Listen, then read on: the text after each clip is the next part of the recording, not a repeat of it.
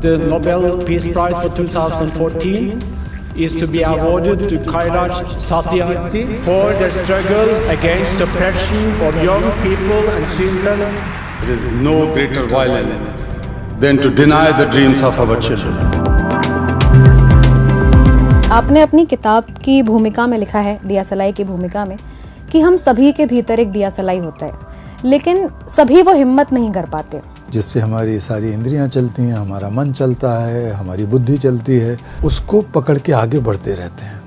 और हमको लगता है हम आगे बढ़ रहे हैं, लेकिन हम उस बढ़ने के चक्कर में करुणा को पीछे छोड़ देते हैं। खासकर किशोर किशोरियां, नौजवान लोग, वो मानसिक किसी न किसी व्याधि के शिकार हैं, जिसमें अकेलापन सबसे गंभीर है। वहाँ से शुरू होता है, क्योंकि एक बार जब आपको लोनलीनेस लगने लगे कि मैं अकेली हूँ यार, मैं किससे बात करूँ। लड़के लड़कियों में बहुत आजकल जरा सी देर में प्रेम हुआ सोशल मीडिया पे, और सोशल मीडिया पे ब्रेकअप हो गया। तो ये नया एक दौर चल रहा है। Breakup announcement. हाँ, ब्रेकअप अनाउंसमेंट हो रहा है, खुशी मना रहे हैं दूसरे लोग, 4 लोग खुश हो रहे हैं, इस पर अच्छा हुआ, इसका ब्रेकअप हुआ। कुछ चिड़े हुए लोग हैं, कुछ लाइन में क्यू में खड़े हैं कि अच्छा ही हो गया, ब्रेकअप हो गया, मेरा नंबर आया। संन्यास लेना चाहते थे। बहुत गहरी जो मेरा गहरा लगाव है वो अध्यात्म में रहा है। तो एक तरीके से मैं अध्यात्म का विद्यार्थी रहा हूँ, भले ही कॉलेज में मैंने इंजीनियरिंग पढ़ी, लेकिन संन्यास लेने की इच्छा प्रबल थी। हाँ, प्रबल थी एकदम। लेकिन वो तो सुमेधा जी हैं, इतनी सुंदर है, मेरी धर्मपत्नी आप सोच नहीं सकती हो, अभी भी उतनी सुंदर है। आपकी लव मैरिज है क्या? हाँ, बहुत। लव मैरिज आजकल तो कहना आसान है, आप आज से 45 साल पहले अगर सोचती तो बहुत मुश्किल थी। क्रांति करी है आपने वहाँ पे भी। एक तरीके से कुछ तो किया ही है। उत्पाद तो किया ही है, क्रांति हुई ना हुई हो, लेकिन शादी कर ली। बच्चे काम पर जा रहे हैं, हमारे समय की सबसे भयानक पंक्ति है। भयानक है इसे विवरण की तरह लिखा जाना चाहिए इसे सवाल की तरह। काम पर क्यों जा रहे हैं बच्चे? ये कवि राजेश जोशी जी की कविता का एक अंश है। हम सभी ने बच्चों को कभी ना कभी काम पर जाते हुए देखा है, कभी कहीं मजदूरी करते हुए, कभी किसी दुकान में, कभी किसी के घर में, और कई बार दूसरों के बच्चों का ध्यान रखते हुए भी। लेकिन बहुत कम लोग ऐसे होते हैं जो बच्चों पर हो रहे इस शोषण के खिलाफ कुछ लिख सकें, कुछ कह सकें, और सबसे अलग कि उस विषय पर कुछ कर सकें। नमस्कार, आप देख रहे हैं अमर उजाला काव्य। मैं हूं दीपाली अग्रवाल, और ये मेरा सौभाग्य है कि आज मेरे साथ इस पॉडकास्ट में स्टूडियो में मौजूद है एक ऐसे विरले शख्स, एक ऐसी शख्सियत जो दिया सलाई है। वो उस अंधेरे में जाने से नहीं घबराते जहां बहुत सारे लोग अपने कदम रखने से डरते हैं। एक ऐसी दिया सलाई जिनसे न जाने कितनी मशालें जली, जिन्होंने कई बच्चों के भविष्य को अंधकार में डूबने से बचाया, जिन्होंने इस बात का ख्याल रखा कि कभी कोई बच्चा ये ना कहे कि तुम पहले क्यों नहीं आए। उन्होंने अपने हृदय में करुणा को जीवित रखा। संयोग है कि ये तीनों ही उनकी किताब के नाम भी हैं। तुम पहले क्यों नहीं आए, दिया सलाई और करुणा, द पावर ऑफ कंपैशन।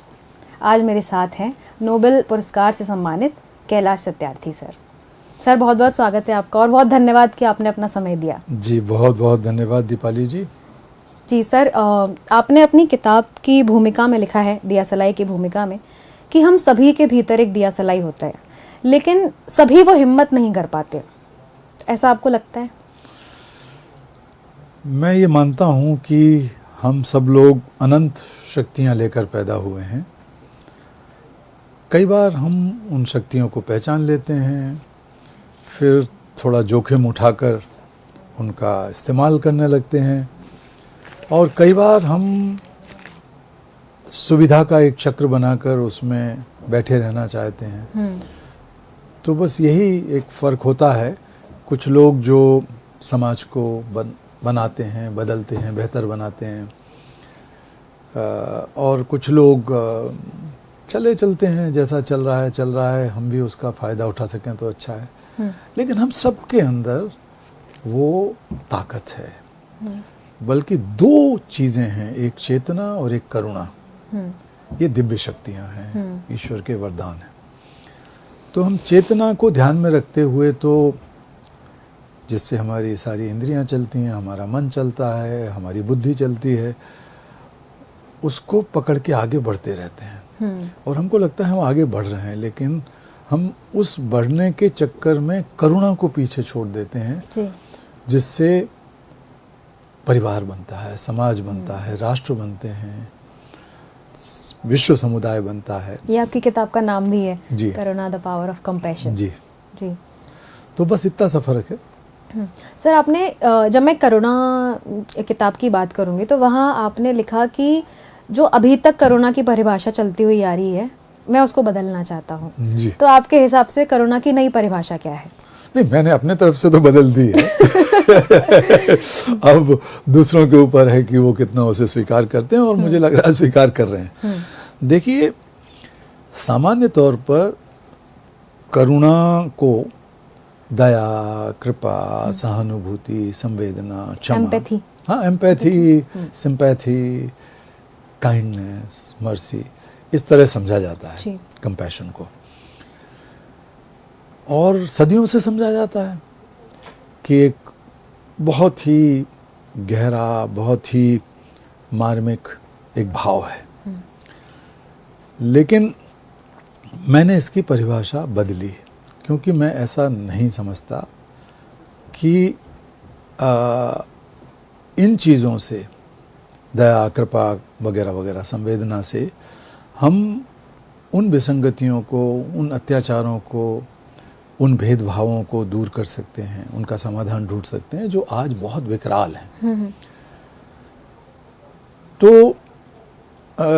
एक सैद्धांतिक बात ये भी है कि कोई भी परिभाषा जो 2000, 2500 साल पुरानी है, 100 साल पुरानी है, 500 साल पुरानी है, 50 साल पुरानी है, वो परिभाषा आज भी बिल्कुल वैसी की वैसी लागू हो, क्योंकि समाज बहुत तेजी से बदलता है।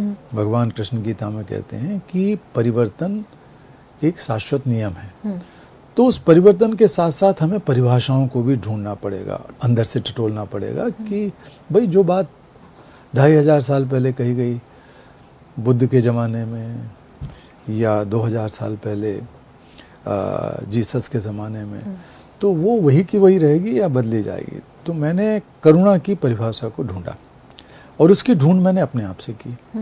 देखिए, मैं किसी धार्मिक भावना से या किसी परंपरा या किसी कर्मकांड से प्रेरित होकर पिछले लगभग 50 सालों से बच्चों की आज़ादी की लड़ाई नहीं लड़ रहा हूँ, बचपन लौटाने की लड़ाई नहीं लड़ रहा हूँ। ये मैंने देखा, सोचा।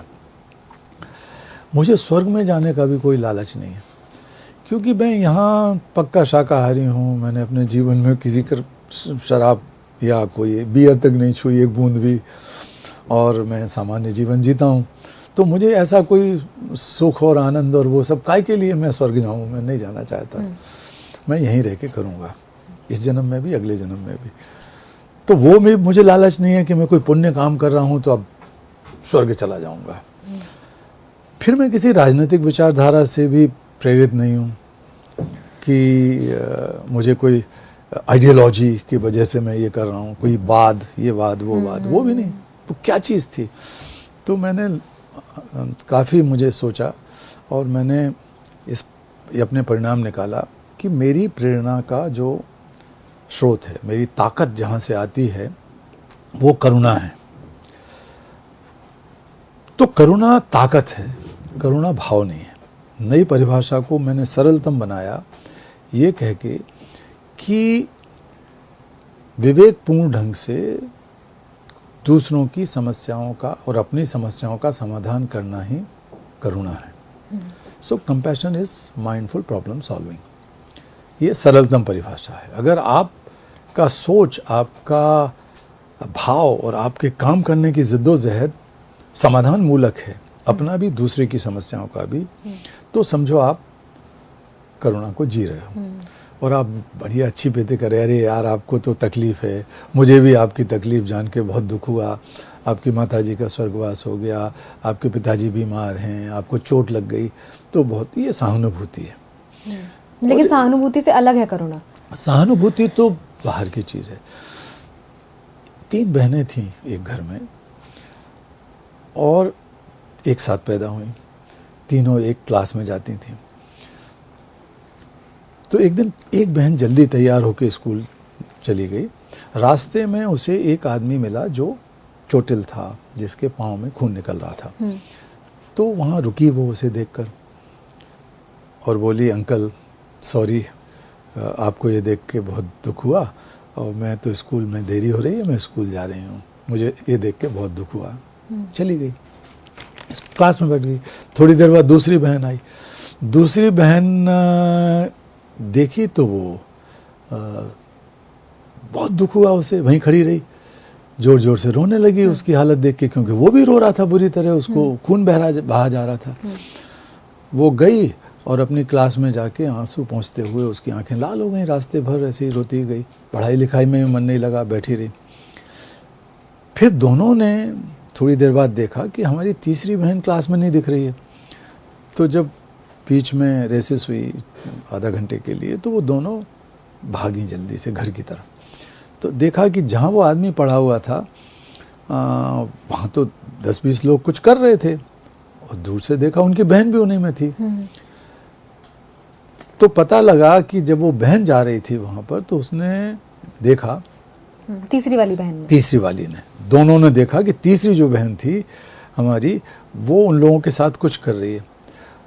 वो लोग एक गड्ढे को भर रहे थे आसपास, मिट्टी कचरा देखकर, ढूंढ कर, क्योंकि उसी गड्ढे में वो आदमी गिरा था जिससे उसको चोट लग गई थी। तो उस गड्ढे को भर रहे थे। उस आदमी को उन्होंने देखा तो वो भी मुस्करा रहा था, उसको पट्टी बंधी थी जहाँ खून निकल रहा था। तो पता लगा कि ये तीसरी बहन ने अपने पास जो पैसे थे थोड़े बहुत, उनको ले जाके उसका इलाज कराया, पड़ोस में से पट्टी बंधवा दी, और फिर देखा कि किस वजह से ये गिरा है, तो उस वजह को भी उसने ख़त्म करना सोचा। तो अपना बस्ता रख के आसपास से मिट्टी डालने लगी। 10-20 लोगों ने और देखा कि इतनी छोटी बच्ची ये कर रही है, तो वो भी सब मिट्टी डाल के उस गड्ढे को भरने लगे। तो पहली बहन का नाम था सहानुभूति, दूसरी बहन का नाम था संवेदना, जो रोने लगी साथ, जो रोने लगी और रोती रही, और तीसरी बहन का नाम था करुणा। इन तीनों में यही फर्क है। आपकी करुणा की परिभाषा तीसरी बहन के साथ जाती है। हमारी इसका मतलब कि दूसरे की तकलीफ को पहले पहचानो, उसके साथ गहरा जुड़ाव, कि वो अपनी ही तकलीफ हो, अपने ही पाँव में से खून बह रहा हो, ऐसा सोचा उसने, ऐसा उसे अनुभूति हुई, उसका भाव आया। लेकिन उस फीलिंग में से एक ताकत जन्मी कि यार कुछ करना चाहिए, ये नहीं हो सकता कि मैं चुपचाप बैठी रहूं, रोने लगूं, चली जाऊं। उसने समाधान ढूंढना शुरू किया, क्योंकि वो भीतर की ताकत समाधान मूलक शक्ति है। करुणा एक जिम्मेवारी है, करुणा एक साहस है, करुणा एक सक्रियता है, और करुणा समाधान के लिए जद्दोजहद है, जो कि बाकी चीजें नहीं है। दया, कृपा, इन अच्छे मानवीय गुण हैं, ये सब में होना चाहिए। लेकिन उन मानवीय गुणों के चलते तो कुछ, अब स्त्री पुरुष का भेदभाव है पूरी दुनिया, ज़्यादातर देशों में कुछ भी कर डालो, ये जेंडर डिस्क्रिमिनेशन एक बना हुआ है। काले गोरे का भेदभाव है, अमेरिका जैसे देशों में ऐसे बहुत अध्ययन हुए हैं कि क्या फ़र्क पड़ता है। धर्म के नाम पर, पंथों के नाम पर भेदभाव है, रिलीजियस डिस्क्रिमिनेशन, और आपस में झगड़ा, हिंसा, घृणा। इतनी ज़्यादा गरीबी है जो सब सहारन अफ्रीका के देश हैं, दक्षिण अफ्रीका के, और दूसरी तरफ यूरोप है, अमेरिका है। तो ये चीज़ें चल रही हैं, इनका निराकरण कृपा करने से कैसे होगा? स्त्री पुरुष के साथ, स्त्री समझ रही है कि वो पुरुष की सेवा के लिए है, ससुराल की सेवा के लिए है। अब ससुराल वाले भी बड़े दयालु हैं उसके लिए, पति भी दयालु है, वो इस बात में खुश है कि मेरा पति कितना दयालु है। तो दयालु होने से उसे वो सम्मान, वो गरिमा, वो जो इज्जत है, वो अस्मिता जो उसकी है, वो कहाँ हासिल हो रही है? तो फिर ऐसी बुराइयों का, ऐसे अत्याचारों का, या ऐसे भेदभाव का समाधान किसी एक चीज़ में है, तो वो करुणा है। वो कानून से भी नहीं हो सकता, कानून तो सब बने हुए हैं हर चीज़ के लिए। वो संधियों से भी नहीं हो रहा, अंतर्राष्ट्रीय संधियां हैं, मैं भी उसमें हिस्सा हूँ बहुत सारी चीज़ों में, अंतर्राष्ट्रीय संधियों और बनवाने से लगा के उसको लागू कराने तक में, बाल मजदूरी पर, शिक्षा पर, इन चीज़ों में। लेकिन क्यों नहीं हो रहा? तो फिर मुझे लगा कि करुणा की परिभाषा ताकत है, कि करुणा वो शक्ति है जो दूसरों की तकलीफ को अपनी तरह महसूस करने से जन्मती है, और वही ताकत आपको बड़ी समझदारी के साथ विवेकपूर्ण तरीके से उस समस्या का समाधान या उस तकलीफ का निवारण कराने के लिए प्रेरित करती है और सक्रिय करती है। सर, जब हम करुणा की ये नई परिभाषा सीख रहे हैं, समझ रहे हैं, और जहाँ पर सबसे ज़रूरी है कि हम कोई एक्शन लें, हम सिर्फ संवेदना व्यक्त करने तक ना रहें, लेकिन क्योंकि सारे दुनिया में लोग एक जैसे नहीं होते, तो वहाँ पे जिन लोगों के भीतर बहुत ज़्यादा करुणा होती है, वहाँ पर उन लोगों को बड़ा कमज़ोर समझा जाता है। ऐसा भी तो कह सकते हैं लोग कि सारे काम छोड़ के देखो मदद करने ही चले गए। हाँ। और ये भी भरोसा नहीं है कि जिसकी मदद कर रहे हैं वो जेन्युइन है कि नहीं। हाँ, तो एक तो ये है कि दयालु, क्षमावान, संवेदनशील होने में लोग ऐसा समझते हैं, क्योंकि कितने लोगों के लिए आप जीवन में संवेदनशील रहोगे और कितनी संवेदना आपके अंदर भर के रखोगे। दूसरे की तकलीफ को अपनी तकलीफ मान के आप जी नहीं सकते ज़्यादा दिन, क्योंकि समाधान तो कुछ है नहीं। फिर तकलीफ मनुष्यों की नहीं है, पशुओं प्राणियों की भी है, पक्षियों की भी तकलीफ है, नदी की तकलीफ है, नदी मर रही है, जल रही है। हमारी भारत में देखो, गंगा माँ की तरह हम कहते हैं, इतनी प्रदूषित है, वायु हमारी प्रदूषित है। तो पहाड़ वहाड़, जंगल, पेड़, सबके प्रति करुणा है, होना चाहिए। अगर सबके प्रति संवेदना होगी तो आप कुछ नहीं कर पाओगे और छोड़ दोगे, यार भाड़ में जाए, या दूसरे लोग कहेंगे यार इसके पास कोई काम नहीं है, ऐसे रो रहा है बैठ के, या रो रही है, ऐसे बात बात पे रो देती है, ये क्या है इसमें, दुख देख के दूसरों का रोती है। तो हमको ये फर्क करना जरूरी है कि हम करुणा से भरे हुए हों। मैं कहता हूँ कि हर व्यक्ति, जो मैंने पहले कहा, फिर रिपीट करता हूँ, कि हर व्यक्ति चेतना और करुणा के अथाह सागर से भरा हुआ है। हम लोगों की परवरिश, हम लोगों की शिक्षा दीक्षा, हम लोगों का जो पूरा सामाजिक पर्यावरण है, वातावरण है, इकोसिस्टम है जिसे कहते हैं, वो ऐसा है कि हमको डरपोक बनाता है। हाँ, डरपोक। वो जैसे कि सर मैंने कहा था ना, जैसे कि हर व्यक्ति वो हिम्मत नहीं रख पाता कि वो अंधेरे रास्ते पे चले और दिया सलाई बन सके। तो वो हो रहा है ना, हमें बता देते हैं लड़कियों को कहीं घर से मत निकलना रात को। अब समाज का वातावरण भी ऐसा है कि खतरा हो सकता है। एक तो वो वातावरण जिम्मेवार है, दूसरे माता पिता सिखा रहे हैं। इसलिए तो सर कि हम ये कैसे पता करेंगे कि हम तो करुणा कर रहे हैं, लेकिन ये नहीं पता कि सामने वाला कोई लिफ्ट मांग रहा है, गड़बड़ आदमी लिफ्ट मांग तो हम उन्हें वो दया नहीं करना, वो दया है। वो दया और करुणा में फर्क है। तो आप दयालु बनोगे, दया करके बेवकूफ भी बन जाओगे कई बार। और कई बार दया इसलिए लोग करते हैं कि वो सबसे पहले अपना नाम चाहते हैं। वो अहंकार जो आपका है, अभिमान जो आपका है, वो आपसे दया और कृपा कराता है दूसरों पर। और आप देखो, आप चले जाओ शमशान घाट तक में, तो शमशान घाट में लटके हुए पंखों पर भी नाम लिखा रहता है कि रामचंद्र जी के पिताजी श्यामचंद्र जी की बहन के नाम पर ये पंखा है। और वो जो बेंचें रखी रहती हैं पत्थर की, उस पर भी लिखा रहता है पीछे पीछे। तो हर कोई अपना नाम भी चाहता है, उसमें अहंकार भी है उसमें। या दान करके, दया करके लोग पाप धोते हैं अपने, या पुण्य कमाते हैं, या ईश्वर के नज़दीक जाना चाहते हैं। तो ईश्वर भी इतना चापलूसी पसंद थोड़ी होगा कि इन चीज़ों से पिघल जाए। तो न्यायकारी है ईश्वर। तो हमारे अंदर है, करुणा बहुत है सबके अंदर। देखो, एक गरीब से गरीब माँ को आप देख लो,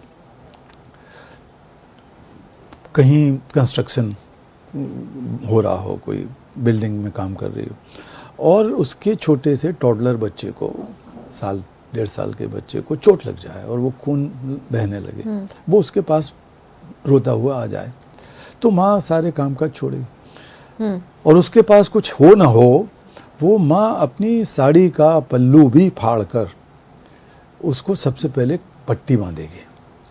तब उसके मन में अपेक्षा नहीं है कि ये बेटा या बेटी, मेरी संतान, मुझे थैंक यू मॉम, ऐसा तो कहने वाली नहीं। और ना ही वो महिला सब जगह बुढ़ापे तक ये कहती रही, अरे एक दिन मैंने अपने बच्चे को अपनी साड़ी का पल्लू बांध के पट्टी बांधी थी। अपना अहंकार में भी नहीं जिएगी। तो ये जो जिसे कहते हैं कि एक सेल्फलेस निष्काम कर्मयोग, यही हाँ, जो गीता में भी जैसे जो गीता में, तो मैंने अपनी किताब में ये लिखा है पूरी एक चैप्टर में कि जो निष्काम कर्मयोग है वही करुणा है। वही करुणा। आपको बहुत इधर उधर चक्कर लगाने की जरूरत नहीं है कि आप बहुत ज्ञानवान होगे तब निष्काम कर्मयोग आएगा। वो ज्ञान इकट्ठा करने से कर्म नहीं आता है, वो अपने दिमाग में ज्ञान भरा रहता है, लेकिन करुणा कर्म है, उसको करने से आप अपने आप निष्काम कर्मयोग करने लगते हैं, आपको पता भी नहीं चलता है। तो वो माँ से सीखना चाहिए कि उसके अंदर करुणा भरी हुई थी, वो समाधान मूलक, वो साहसी है, वो दूसरों की परवाह नहीं कर रही है, उसे करना है क्योंकि बच्चे की तकलीफ उसको अपनी तकलीफ की तरह महसूस हो रही है। तो हम अगर ऐसा करने लगे, कोई भी कर सकता है ये, क्योंकि हमारे अंदर वो सब भरा हुआ है, तो हमारे ऊपर फिर अहंकार का, स्वार्थ का, अपेक्षाओं का ये लेयर लेयर लेयर परतें जम गई। तो उन परतों को हटाने के लिए मैंने नया आंदोलन शुरू किया है। तो ये उन परतों को हटाने का काम करेगी? हाँ, वही काम करेगी, किताब भी काम करेगी। किताब में तो बहुत हमने विस्तार से लिखा है, और चूंकि व्यवहारिक है सब चीज़ें, मेरे अपने ज़िंदगी को मैंने एक आईने के सामने खड़ा कर दिया कि भाई तू ईमानदारी से लिख दे। पहले मैंने वो दिया सलाई मेरी जो आत्मकथा थी वो उसी तरह लिखी मैंने, और फिर जब करुणा की अंग्रेजी की किताब लिखी तो उसमें भी मैंने कहा कि भाई मैं तो हूँ लेकिन मेरे से ज़्यादा त्यागी तपस्वी लोग दुनिया में हैं और हुए हैं और होते रहेंगे। मैं कुछ नहीं हूँ उनके आगे। लेकिन वो किस चीज़ से प्रेरित थे? जो दिखाना है, किसी को राजनीतिक सत्ता चाहिए, मैं उनकी बात नहीं कर रहा हूँ, किसी को धार्मिक सत्ता चाहिए, एकदम बैठ गए, किसी उसके बन गए चौधरी मठाधीश, उनकी बात नहीं कर रहा हूँ। मैं उन व्यक्तियों की बात कर रहा हूँ जो बिल्कुल निष्काम भाव से काम करते हैं, उन्हें स्वर्ग की भी लालसा नहीं है। तो ऐसे बहुत लोग हैं। तो वो काय से प्रेरित हैं? वो करुणा से प्रेरित हैं। फिर मैंने और सोचा कि दुनिया में हर एक धर्म, मत, मजहब, पंथ कह सकते हैं उन्हें, धर्म एक और गहरी चीज़ है, लेकिन हर मत, हर मजहब, हर पंथ और हर क्रांति और हर समाज परिवर्तन का काम जिस चिंगारी से निकला, दिया सलाई, हाँ, वो करुणा की चिंगारी थी। किसी ने, चाहे ईसा मसीह हों, मोहम्मद साहब हों, बुद्ध हों, महावीर स्वामी हों, हमारे गुरु नानक देव जी हों, ऐसे तमाम सारे लोग, ये जब देखा उन्होंने दूसरों की तकलीफ को, तो देख के रो नहीं रहे थे वो कि अरे यार बुरा वो जैसा जो आपने तीन बहनों में से वो तीसरी बहन की तरह थे, जो उन्होंने लगा कि इसका समाधान करना है, बस समाधान करने लगे वो, तो लोग उनके पीछे आने लगे, उनके अनुयायी हो गए। फिर वो एक धर्म बन गया, मजहब या इस तरह का बन गया, तो लोग फिर उसके मठ बन गए, फिर वो संस्था बन गई, उसमें चुनाव होने लगे, उसमें चंदा आने लगा, उसमें भीड़ इकट्ठी होने लगी, फिर राजनेता उनके पास जाने लगे, सब चलने लगा गड्ढमट। तो जो असली चीज़ है सब धर्मों के अंदर, सब क्रांतियों के अंदर, वो गायब होती चली गई। जो करुणा है, वो करुणा है। सर आपने इसमें यज्ञ की बात भी की है, लिखा है कि यज्ञ इज वर्कशॉप ऑफ कंपैशन। लेकिन इन जनरल जब हम यज्ञ को सोचते हैं तो हम हमेशा उसको धर्म से जोड़ते हैं, अनुष्ठानों से जोड़ते हैं, मनोकामना पूर्ति से जोड़ते हैं, लेकिन यहाँ बड़ी एक अलग सी बात है, करुणा से आपने उसको जोड़ा है। जी, यज्ञ कैसे करुणा को पैदा करेगा? वाह जी वाह, दीपाली जी आप तो बड़ी विद्वान निकली, विदुषी, इसको हिंदी में सर शुद्ध हिंदी में विदुषी कहेंगे, विद्वान नहीं। सर ये तो बस जिज्ञासा है जो आपकी किताब। नहीं, लेकिन आपने पढ़ा ढंग से और समझा। देखिए मैंने ये सोचा, क्योंकि हमारे जीवन में, हमारा जीवन ही यज्ञ है। हम कुछ खाते हैं, कुछ पीते हैं, कुछ सांस लेते हैं, और इसके बाद हमारे शरीर में जो चीज़ें होती हैं वो अपने आप में निरंतर चलने वाला यज्ञ है। उसमें से निकलता है कुछ, स्फूर्ति आती है, शक्ति आती है, सोच आता है। तो या तो हम उसको कचरा समझ के आग लगाएं तो धुआं निकलेगा गंदा, और वही उसी शरीर में से, उसी मन और बुद्धि में से अच्छी चीज़ भी निकलेगी, अच्छा सुगंध निकलेगी जो दुनिया को सुगंधित करेगी। हमारे ऊपर है, लेकिन यज्ञ चल रहा है। तो हमारे शास्त्रों में, खासकर वैदिक वांग्मय में 5 तरह के यज्ञ बताए गए। तो 5 तरह के यज्ञ में एक है देव यज्ञ, जिसमें आप चिंतन मनन करते हैं। ब्रह्म यज्ञ है, ब्रह्म में आप सबके साथ जोड़ते हैं, चिंतन मनन उसमें भी करते हैं, लेकिन देव यज्ञ में आप एक सिंबॉलिक तरीके से बहुत ही अच्छी औषधियों की, घी की आहुति डालते हैं समिधाओं को, और मंत्र में बार बार कहते हैं कि मैं एक समिधा की तरह हूँ और आग मेरे अंदर है। अग्नि मेरे अंदर है, इसको प्रज्वलित करने के लिए मैं तैयार हूँ। और फिर हमारा हर मंत्र कहता है कि इदन्नमम, तो ये मेरा था ही नहीं, मैंने समाज के लिए दे दिया। तो उसको समाज के लिए समर्पण की भावना से एक सिंबॉलिक होता है वो। फिर हमारे यहाँ अतिथि यज्ञ है, तो अतिथि यज्ञ है कि कोई भी अनजान आदमी के साथ भी हम वही बर्ताव करें जो हम अपने साथ करते हैं। फिर एक यज्ञ, चौथा यज्ञ जो है वो है पितृ यज्ञ, जिसमें हम जो भी पूर्वजों से हमें मिला है हम समाज को और कई गुना करके लौटाएं। यज्ञ का मतलब है मल्टीप्लिकेशन, गुणात्मक करना। योग का मतलब है जुड़ना और यज्ञ का मतलब है मल्टीप्लिकेशन। ये दोनों ही हमारी संस्कृति के आधार हैं। तो यज्ञ में ये चीज़ निकली। फिर पांचवा यज्ञ है बलि वैश्यदेव यज्ञ, यानी कि पहाड़, नदी, जंगल, पशु पक्षी सब हमें ऐसा लगे कि इसमें भी ईश्वर का वास है और हम अगर ये तकलीफ में हैं तो समझो कि हम भी तकलीफ में हैं, हम इनका निराकरण करेंगे। तो यज्ञ जो पांचों हैं इनकी सरलतम व्याख्या है कि ये करुणामय कर्म है, करुणा की पाठशाला है, करुणा की कर्मशाला है। शायद सर मुझे लगता है कि बहुत सारे लोग इस बात को समझ ही नहीं पाते हैं। नहीं समझ पाए। अब किताब मैंने इसीलिए तो लिखी है, नहीं तो मैं मुझे क्या जरूरत पड़ी थी किताब लिखने की। नई किताब लिखी है मैंने इसीलिए। सर ये अभी तक आपका एक सामाजिक पक्ष था, बच्चों के लिए, बच्चों को छुड़वाना, उनके भविष्य के लिए सोचना, उनके लिए काम करना। दिया सलाई में भी कई कहानियाँ ऐसे हैं, तुम पहले क्यों नहीं आए में भी कई कहानियाँ ऐसी हैं। लेकिन ये बहुत डिफरेंट है, एक आध्यात्मिक पक्ष है एक तरह से। ये व्यक्ति के भीतर की ऊर्जा है जो आप कह रहे हैं कि सबको होती है। तो ये आपके भीतर के अध्यात्म को कैसे इस किताब में दिखाता है? देखिए मैं पढ़ाई लिखाई से इंजीनियर हूँ। हाँ, लेकिन आप संन्यास लेना चाहते थे, ये मैंने आपकी किताब में बिल्कुल सही पढ़ा आपने। और अपने बहुत गहरी जो मेरा गहरा लगाव है वो अध्यात्म में रहा है। तो एक तरीके से मैं अध्यात्म का विद्यार्थी रहा हूँ, भले ही कॉलेज में मैंने इंजीनियरिंग पढ़ी और पढ़ाया भी। और लेकिन संन्यास लेने की इच्छा प्रबल थी। हाँ प्रबल थी एकदम। लेकिन वो तो सुमेधा जी हैं, इतनी सुंदर हैं, मेरी धर्मपत्नी आप सोच नहीं सकती हो, अभी भी उतनी सुंदर है। लेकिन सोचो कि जब मैं 22-23 साल का था या 21 साल का था तब उनको देखा मैंने, 21-22 साल की उम्र में। वो भी एक पत्रिका की एडिटर थी दिल्ली में, मैं मध्य प्रदेश में विदिशा में था। आपकी लव मैरिज है क्या सर? हाँ हाँ, बहुत लव मैरिज।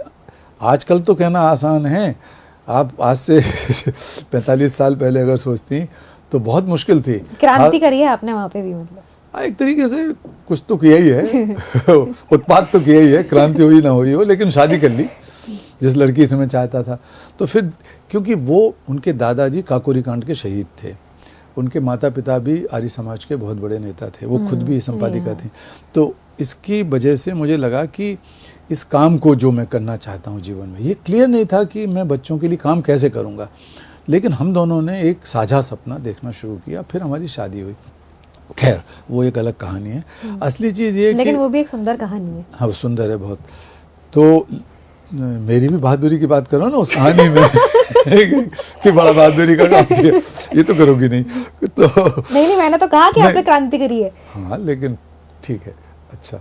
तो मैं ये, लेकिन मैंने फिर ये देखा कि कुछ भी कर लूँ मैं, वो एक आध्यात्म का जो कहीं तार था भीतर वो इतना सशक्त रहा है। लेकिन फिर मैंने सोचा कि अध्यात्म भी एक साइंस है, जिसको मैंने अंग्रेजी की अपनी किताब में साइंस ऑफ सोल कहा है। तो साइंस ऑफ मटेरियल और साइंस ऑफ सोल। तो साइंस ऑफ सोल, साइंस कोई सी भी हो वो अच्छी है, लेकिन वो जब तक उसका कोई एप्लीकेशन ना हो, जब तक वो उसका कोई व्यवहारिक पक्ष ना आए, टेक्नोलॉजी में ना बदले, वो उत्पादन की चीज़ों में ना बदले, तब तक वो साइंस पड़ी रहेगी। आप कहते रहो कि ये बहुत अच्छी बात है, सिद्धांत बने रहेंगे, सिद्धांतों से कुछ नहीं होगा। तो स्पिरिचुअल इंजीनियरिंग की बात मैंने एक चैप्टर में लिखी कि ये जो करुणा है ये स्पिरिचुअल इंजीनियरिंग है, जहाँ आपका जुड़ाव इतना गहरा है, जो कि अध्यात्म का एक पराकाष्ठा है कि जब आप संसार की, ब्रह्मांड की हर वस्तु के साथ उसी तरह जुड़े हैं। आपके अंदर भी वो एक ब्रह्मांड है और आप ब्रह्मांड का हिस्सा हैं। इतनी गहराई से आप उसको बोलते नहीं हैं, बोलने वालों की तो कमी नहीं है उपदेशकों की, मैं तो उपदेशक नहीं हूँ, लेकिन मैं उसको सोचता हूँ ऐसा, तो महसूस करता हूँ। तो जितना मैं महसूस करता हूँ, ऐसा नहीं है कि मैं पूरा महसूस कर पा रहा हूँ, ईमानदारी से बताऊं, लेकिन जितना जब महसूस करता हूं तो बहुत उसके नज़दीक पाता हूं अपने आप को। तो मुझे लगा कि इसकी इंजीनियरिंग क्या है, इसकी टेक्नोलॉजी क्या है, साइंस की, जो साइंस आत्मा का विज्ञान जो आत्मविज्ञान है, इसको कैसे बाहर निकाला जाए। तो आत्मविज्ञान को लोग कहते हैं खुद की उन्नति, खुद का मोक्ष। तो ये बड़ा स्वार्थी सोच है। आपने बियॉन्ड आई लिखा है। हाँ, बियॉन्ड आई होना चाहिए। अगर if compassion is not for we, if it is not changing the entire environment including we, तो कैसे होगा, हम भी उसमें बदलेंगे। तो वो भी एक विचार है। और ये भी अपने आप में सर एक क्रांति है कि आप ये सोचें कि पूरी दुनिया करुणावान हो जाए। हाँ बिल्कुल बिल्कुल, मैं उसे अंग्रेजी में कहता हूँ कि compassion is dynamic, disruptive and transformative force.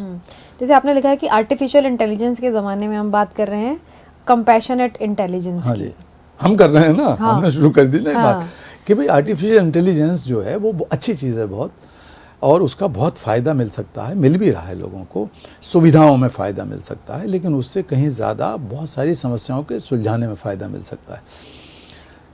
लेकिन अब आर्टिफिशियल इंटेलिजेंस जिसके पीछे पूरी दुनिया दीवानी है, वो एक टेक्नोलॉजी का टूल नहीं है अब।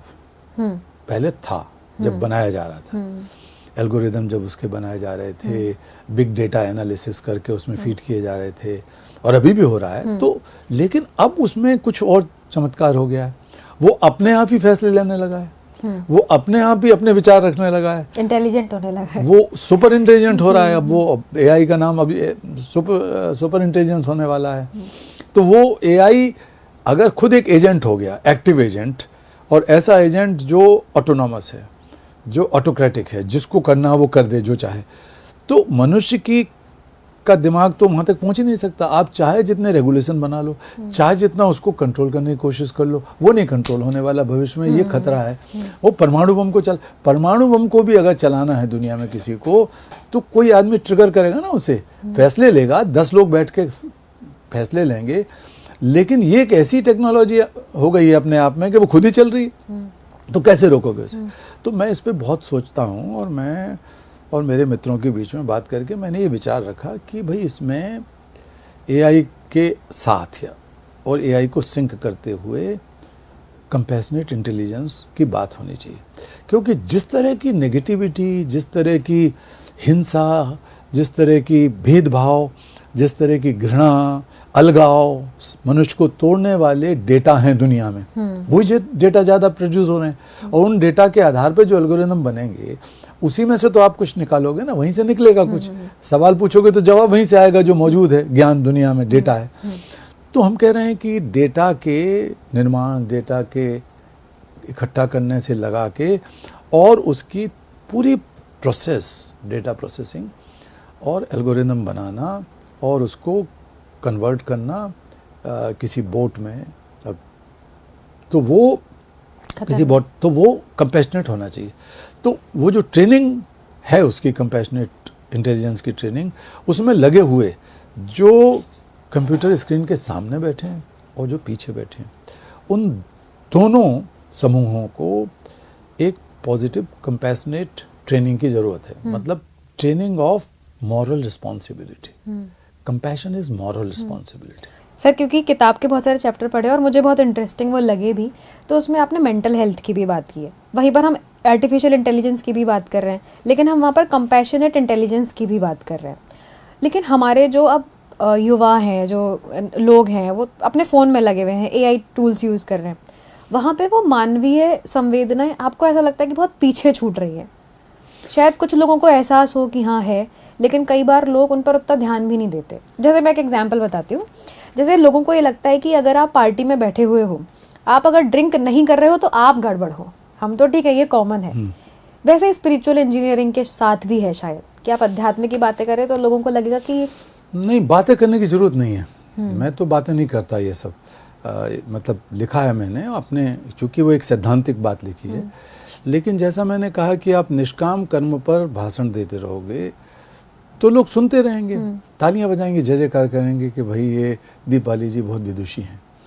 और अगर आप पार्टी में ये बात करोगे तो लोग मूर्ख समझेंगे कि यार ये पागल हो गई ये लड़की, यहाँ लोग ड्रिंक कर रहे हैं, यहाँ सब लोग मज़े कर रहे हैं, नाच रहे हैं, और ये कह रही है निष्काम कर्म योग करो। तो वहाँ इसकी ज़रूरत नहीं, कहीं भी ज़रूरत नहीं। शब्दावली को हमें सरल बनाने का सबसे प्रभावशाली तरीका है उसे जीवन में जीना। आप वहीं कोई नशे में गिर जाए धुत होकर और उसे आप उठाकर सबसे पहले आगे बढ़ के मदद करें उसकी, वो अपने आप में 1000 गुनी ताकतवर चीज़ है। कोई वहाँ बदतमीजी कर रहा है एक दूसरे से, आप हिम्मत करके बोलें कि ऐसा ठीक नहीं है, अश्लीलता कर रहा है, बोल दें आप पार्टी में ये ठीक नहीं है, ऐसा गलत है, ये हमें सामाजिक कुछ उसका ध्यान भी रखना चाहिए, मर्यादाओं का।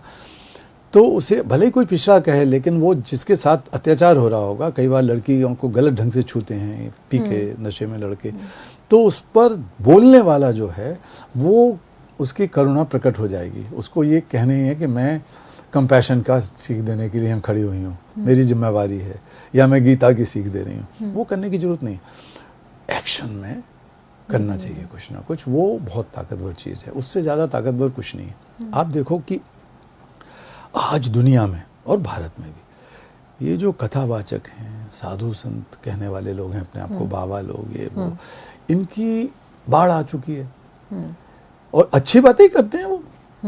कुछ लोग जो है घृणा फैलाते हैं, कुछ लोग विद्वेष फैलाते हैं आपस में, जात पात का या कहीं सांप्रदायिकता का, वो सब धर्मों में सब जगह करते हैं सारी दुनिया में लोग। लेकिन इसके बाद भी दुनिया में ये सब क्यों चल रहा है? अगर उनकी बातों में का असर हो रहा हो समाज में, तो दुनिया तो स्वर्ग होती। कभी ऐसा तो हुआ नहीं कि मंदिर मस्जिद गुरुद्वारे गिरजाघर कम हो संसार में, साधु संत पुरोहित महात्मा कम हो, ये तो कभी नहीं हुआ।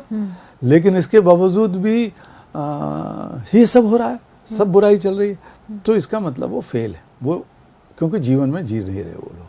सर कहीं ना कहीं उनको वो मेंटल डिसऑर्डर्स भी हो रहे हैं, जैसे आपने तो यहाँ पर मेंटल हेल्थ की बात नहीं, तो मेंटल हेल्थ के बारे में मैं बता दूं, आप देखो मैंने लिखा है, वो है सबको, हर 6 में से एक व्यक्ति, खासकर किशोर किशोरियाँ, नौजवान लोग, वो मानसिक किसी न किसी व्याधि के शिकार हैं। हाँ। जिसमें अकेलापन सबसे गंभीर है। वहाँ से शुरू होता है, क्योंकि एक बार जब आपको लोनलीनेस लगने लगे कि मैं अकेली हूँ यार, मैं किससे बात करूँ, मेरे पास वो लोग ही नहीं है, कोई कंधा नहीं है जिसके ऊपर मैं सिर रख के रो सकूं, मेरे पास कोई ऐसे दोस्त नहीं है जिसके साथ अट्ठास करके खिलखिला के जो दिल की बात है पूरी निकाल दूं। जब ये समाज में या परिवार में नहीं हो रहा है तो अकेलापन बढ़ रहा है। तो सर उसको तो फिर कंपैशन की ज़रूरत होगी वहाँ पे। हाँ, उसको भी ज़रूरत है, उसको तो ज़रूरत है ही है। तभी हम कह रहे हैं कि कंपैशनेट जो एक सेल्फ कंपैशन है और एक सोशल कंपैशन है, उनको बढ़ावा देना जरूरी है।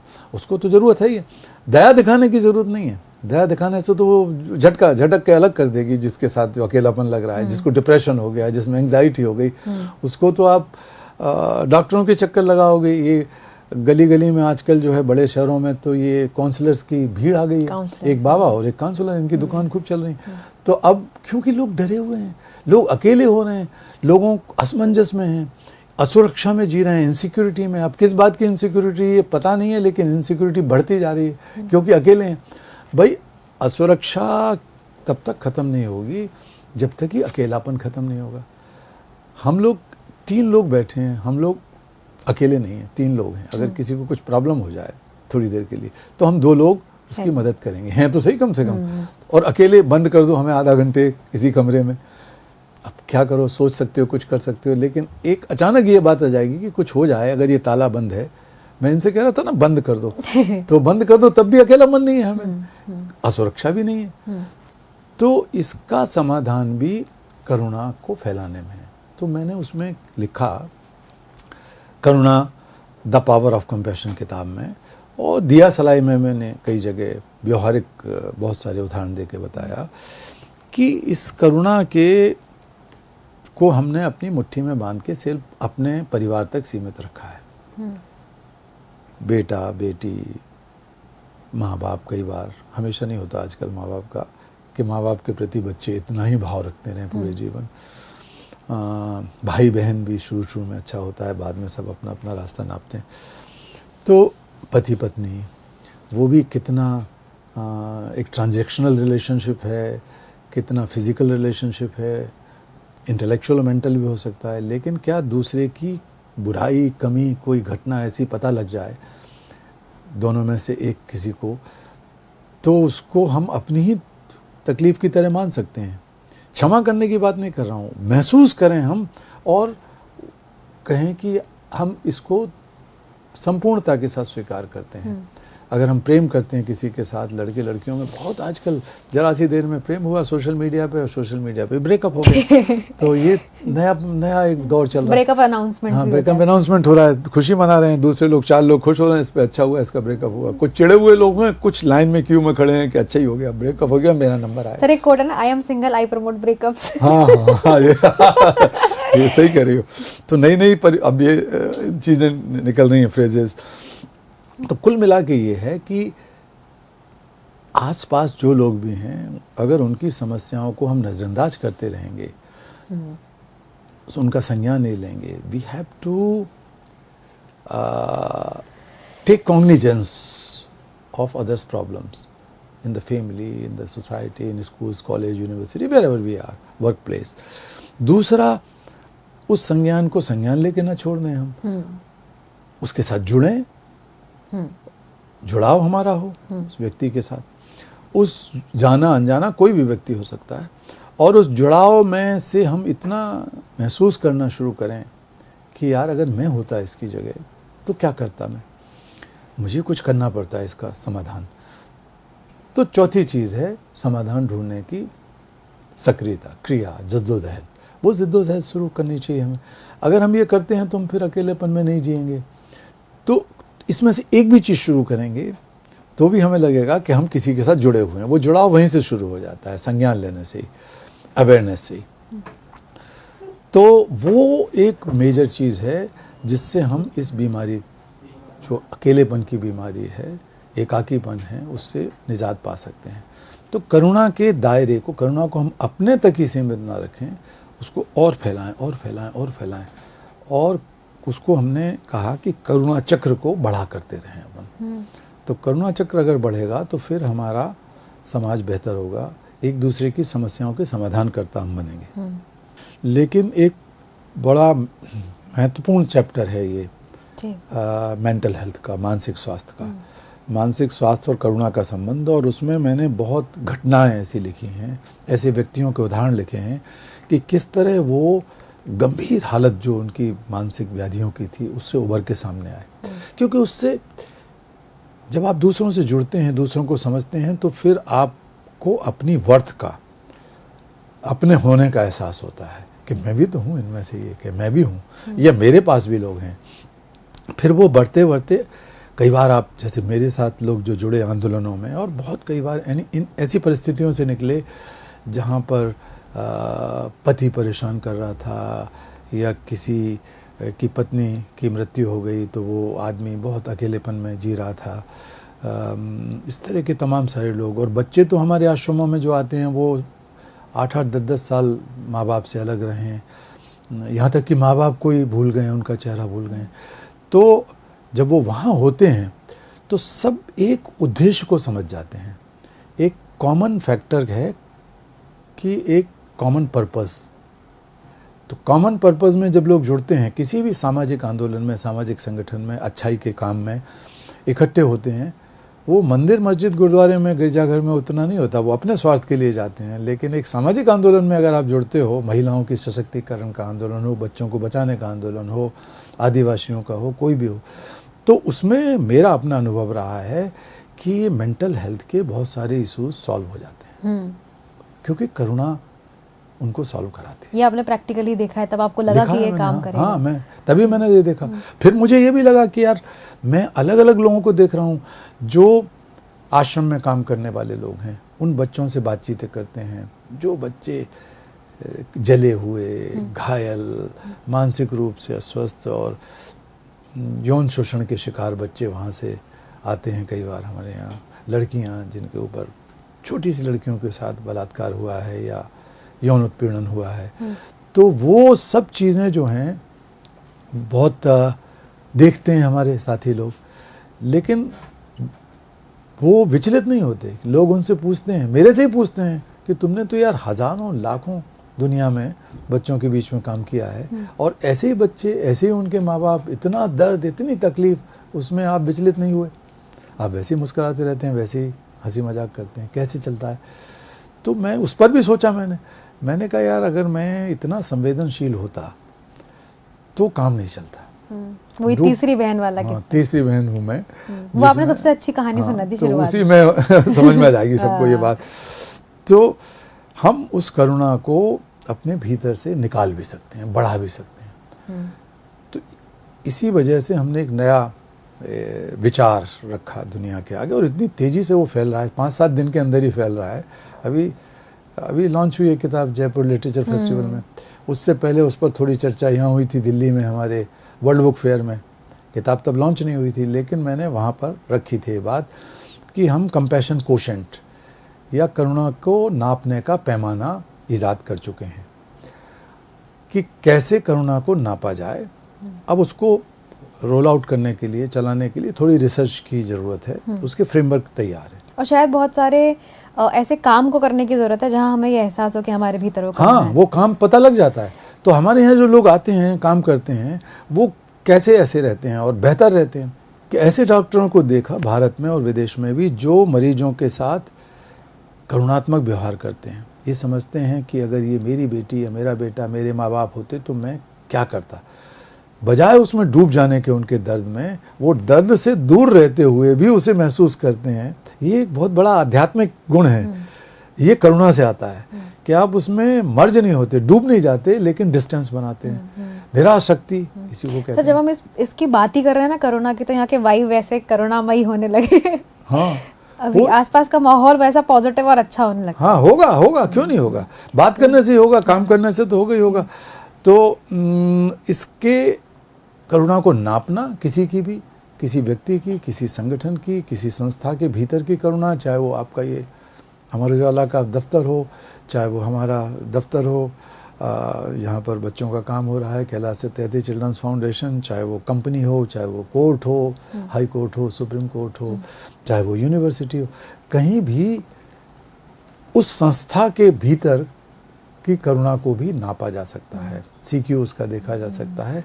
उस पे आपस के रिश्ते, आपस के प्रति जवाबदेही और जिम्मेवारी का भाव, आपका करुणामय व्यवहार जिसमें शुरुआत होती है कंपैशनेट कम्युनिकेशन की, कि आप अपनी भाषा में, अपने व्यवहार में, अपनी बॉडी लैंग्वेज में वो करुणा को लेकर, उस करुणा लेके आते हैं, या कर्कशता लेके आते हैं, या दादागिरी लेके आते हैं कि हायर पोजीशन पे बैठे हैं तो हायर कुर्सी पर, तो छोटे वाले को ये समझ आ रही है, ये तो हमारे आदेश को पालन के लिए पैदा हुई है या हुआ है। इस चीज़ को बदलने के लिए ये जो आपने क्रांतिकारी शब्द का प्रयोग किया दीपाली जी, वही है ये। मैं पूरी दुनिया को बदलने के लिए क्रांति की मशाल लेके निकला हूँ। ये किताब नहीं है, मैं लोगों के हाथ में एक चिंगारी पकड़ा रहा हूँ, मशाल पकड़ा रहा हूँ, सामाजिक तौर पे भी और आध्यात्मिक तौर पे भी। हाँ, कि आप इसको हाँ, सामाजिक आध्यात्मिक दोनों को मिला के ही बात कर रहा हूँ मैं। तो एक मशाल की तरह, एक आग की तरह कि इस अग्नि को लेके आप चलिए, या तो आप उसको छोड़ दीजिए तुरंत, और अगर ऐसे पकड़ लेंगे थोड़ा बहुत कष्ट होगा, लेकिन आप इस दुनिया में रोशनी पैदा करके ही जाएंगे, अंधेरे को ख़त्म करेंगे। आज दुनिया जितनी अमीर है उतनी पहले कभी नहीं थी, जितनी जानकारी, ज्ञान, सूचनाएं आज हैं उतने पहले कभी नहीं थे। हाँ। जितनी ताकत भरी है सत्ताओं में उतनी पहले कभी नहीं थी, डेटा वगैरह सब कुछ। जितनी जानकारियां हमें समस्याओं के बारे में हैं और समाधानों के बारे में हैं, दोनों हैं, लेकिन कोई समस्या समाधान नहीं हो रही, तो ये भी है आज दुनिया। इसके बावजूद ये सब क्यों हो रहा है? आज भी दुनिया जल क्यों रही है? ऐसा क्यों हो रहा है कि लोग अलग अलग होते जा रहे हैं? अंतर्राष्ट्रीय जगत में कोई दुनिया की समस्या का समाधान नहीं हो रहा, युद्ध कोई रुक नहीं रहा किसी से, संयुक्त राष्ट्र संघ बेबस हो रहा है, या यूँ कहिए कि उसका प्रयोजन ही आपको प्रश्न चिन्ह के दायरे में आ गया है। तो ये सब चीज़ें क्यों हो रही? तो हमें नए सिरे से कुछ करना पड़ेगा, और करुणा ही उसका समाधान है। सर, हम जब करुणा की बात कर रहे हैं तो बड़ा पॉजिटिव, बड़ा अच्छा महसूस हो रहा है, और खुद की भी जो आध्यात्मिक एनर्जी है ना, वो भी अपलिफ्ट हो रही है। तो एक मैं आपका ज़्यादा समय नहीं लूँगी, एक आखिरी सवाल मैं पूछूंगी आपसे कि हम जब अध्यात्म की परिभाषा सुनते हैं तो शुरू से लेके अभी तक भी अलग अलग, चाहे वो मेटाफिजिक्स में हो या कहीं पे भी, हम हमेशा ये सुनते हैं कि खुद को जानो, खुद को जानने की जो परिभाषा है वही अध्यात्म है। आप यहाँ पर एक बड़ी अलग बात कर रहे हैं। आप कह रहे हैं कि सेल्फ एलिवेशन से हट के सोशल कलेक्टिव रिस्पॉन्सिबिलिटी। तो कलेक्टिव रिस्पॉन्सिबिलिटी की बात आपने की है जो थोड़ी अलग है, जो अध्यात्म की परिभाषा में एक नई चीज बता रही है। हाँ जी, तो मैं उसको भी एक तरीके से चुनौती दे रहा हूँ, उस परिभाषा को भी। हाँ, न केवल की परिभाषा क्योंकि को। हम तो हमेशा ये सुन रहे हैं कि आप खुद को जानो। तो खुद को जानना कोई बुरी बात नहीं है, लेकिन दो ही तरीके हैं इसके। या तो एक अपने आप में डूब जाओ और खुद को जानो। हाँ। तो खुद को जानने वाले लोग मुझे दिखे नहीं, सही बता रहा हूँ। बड़े बड़े धर्मगुरुओं को मैं जानता हूँ दुनिया भर के। अगर खुद को जान लिए होते तो संसार इतना सुंदर है और सुंदर हो जाता। कम से कम जो गंदगी फैल रही है संसार में, घृणा की, बेमनुष्य की, आपसी अलगाव की, वो नहीं होती।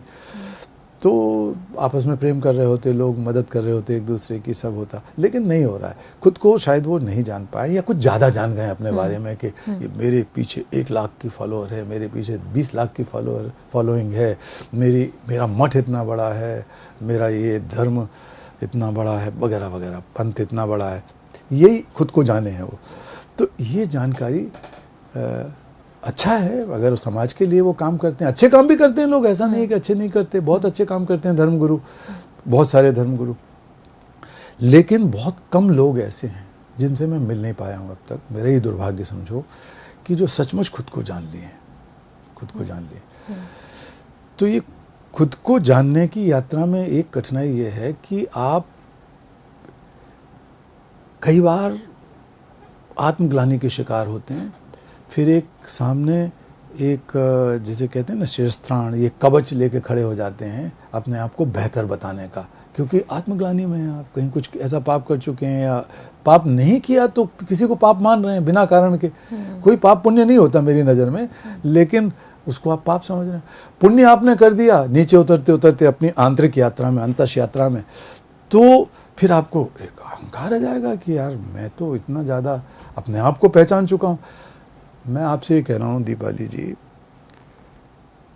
मैंने जब अपने नाम को बदल के सत्यार्थी नाम रखा तो मैं कभी दावा नहीं करता कि मैंने जीवन में किसी भी सत्य को खोज लिया है। ये सत्य की यात्रा है, सबकी यात्रा है जो सही मायनों में चलता है। जिस समय आप सत्य को खोजते हैं उस समय शब्दों का अंत हो जाता है।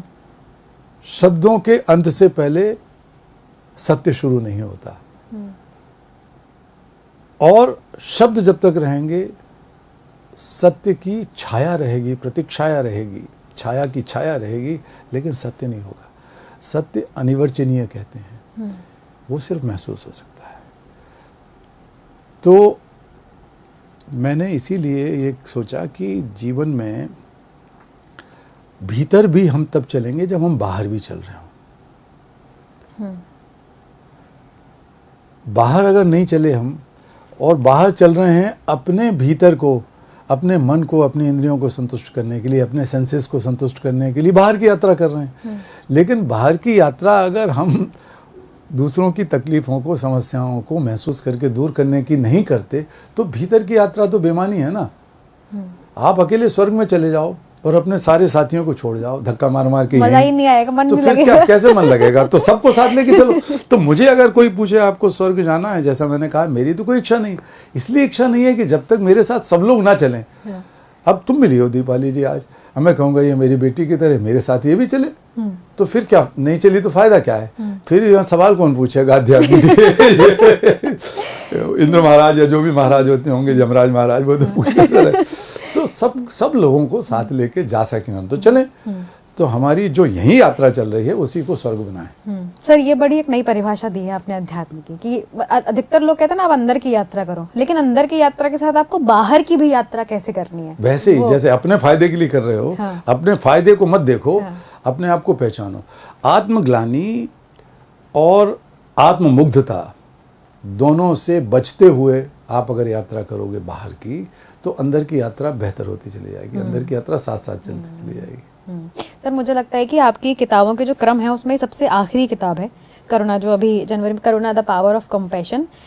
लेकिन मुझे ऐसा लगता है कि लोगों को सबसे पहले यही किताब पढ़नी चाहिए, उसके बाद वो चाहे दिया सलाई पढ़े, तो पहले क्यों नहीं है, बाद में पढ़े, लेकिन वो पहले भीतर की यात्रा करें, फिर वो जानेंगे कि बाहर की यात्रा कैसे करनी है। तो ये किताब शायद उसमें बहुत मदद करेगी। हाँ, ये किताब पढ़ते पढ़ते भी बाहर भीतर दोनों की यात्राएं होने लगेंगी, मेरा अनुमान है। यात्रा करते और मुझे करते ये भरोसा किताब है, पढ़ हाँ, सकते हैं। यात्रा करते करते पढ़ेंगे। हाँ यार, बहुत बहुत धन्यवाद सर, आप आए। मैंने तो सोचा नहीं था कि कभी आपसे इतनी लंबी कभी बातचीत हो पाएगी। बहुत धन्यवाद, लेकिन- आपने बहुत अध्ययन किया किताबों का और उसमें गहराई से आप जुड़ी, तभी इतनी लंबी हम बातचीत कर पाए। अन्यथा जो सुपरफिशियल बातचीत होती है वो तो हो ही जाती है, ख़त्म भी हो जाती है अब तक आधे टाइम में ही।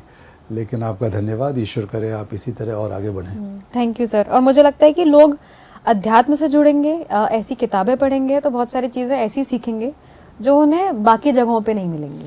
हाँ, संभव है, क्योंकि हम कह रहे हैं कि करुणा को हम देखना चाहते हैं न्याय में, करुणा को हम देखना चाहते हैं बराबरी में, करुणा को हम देखना चाहते हैं शांति में, और करुणा को हम देखना चाहते हैं सस्टेनेबिलिटी में, जो पूरी पर्यावरण का स्थायित्व है उसमें देखना चाहते हैं।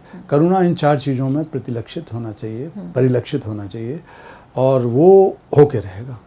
मैं बता रहा हूँ आपको कि you will see a day the power of compassion. The power of compassion. ठीक है, thank you sir, thank you. भाई बहुत अच्छा लगा और बहुत मजा आया बात करके। बहुत धन्यवाद। और मैं कैलाश सर से भी बात कर रही थी, और ये एक्सक्लूसिव बातचीत इसलिए है क्योंकि मुझे नहीं लगता कि सर इस किताब पर पहले नहीं, बातचीत हुई होगी। हाँ, और आपके आध्यात्मिक पक्ष पर भी मुझे नहीं लगता कि कभी इतनी बातचीत हाँ, आपने हुई सबको मिला दिया ना, ये बहुत अच्छी बात है। इतनी छोटी उम्र में अध्यात्म और धर्म और राजनीति को छोड़कर, खेल को छोड़कर और सिनेमा को छोड़कर, जो मूल हैं समाज के और व्यक्ति के जीवन के, उस पर आपने बातचीत किया। उसमें एक आध्यात्मिक पक्ष भी है और एक गहरा सामाजिक न्याय का पक्ष भी है। जी, उन दोनों को लेकर आपने बातचीत किया। बहुत धन्यवाद। Thank you sir.